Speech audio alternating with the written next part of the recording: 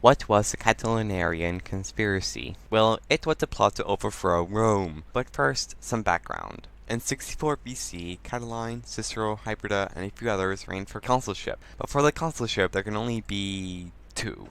Thus Cicero and Hybrida became consuls while Catiline came in third. This angered him, and he began to consider other avenues to power. Still, in 63 BC, he ran for the consulship again, but again he was defeated. This was partly due to Cicero's scare tactic of coming to the pole, wearing a breastplate under his toga, and accompanied by an armed guard, an action historian Mary Beard in her book SBQR has likened to if a modern politician were to enter the legislature in a business suit with a machine gun slung over his shoulder. This did not help their relationship. Frustrated, Catiline decided that the only way to get power was revolution.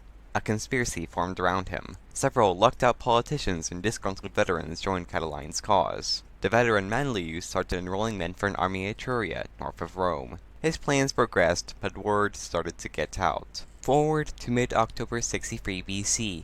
Ultra-rich nobleman Crassus and two others received letters warning them to leave Rome. They roused Cicero and presented these letters to him. He in turn used these to warn the Senate about the plot, and the Senate gave him emergency powers. On October 27th, Manlius went into open revolt. Small disturbances also began to occur around the country, but these were quickly extinguished. On November 6th, the conspirators decided to kill Cicero on the 7th while Catiline and other conspirators would leave the city, split up, and join the revolts. However, an informant told Cicero about their plans, and he deterred the assassins the next morning. On November 8th, he made his first speech against Catiline to the Senate, denouncing him and urging him to go into exile. Catiline did leave the city, but only to join his army. On November 9th, Cicero delivered his second speech against Catiline, this one to the people. He made the plot seem a rich man's one and not all for the people, and emphasized his own importance in saving them. Catiline and Manlius were declared public enemies.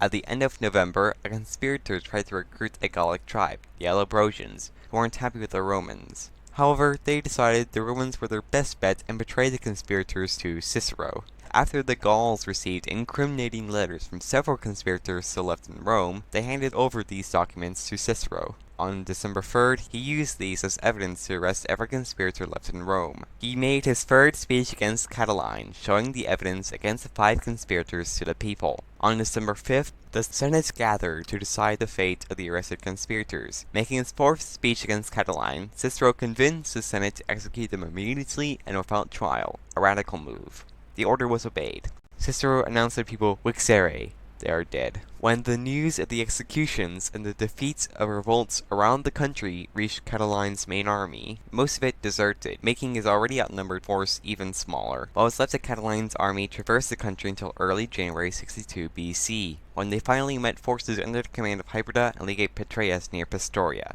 Forced to engage, Catiline fought bravely at the front, but he was killed, his army destroyed, and his cause ruined. In the end, Cicero left his term at the height of his power. However, a law was later introduced against those who killed citizens without trial, targeted at Cicero. Unable to convince the Senate he did the right thing, Cicero went into exile, and thus politics ensured that neither really won.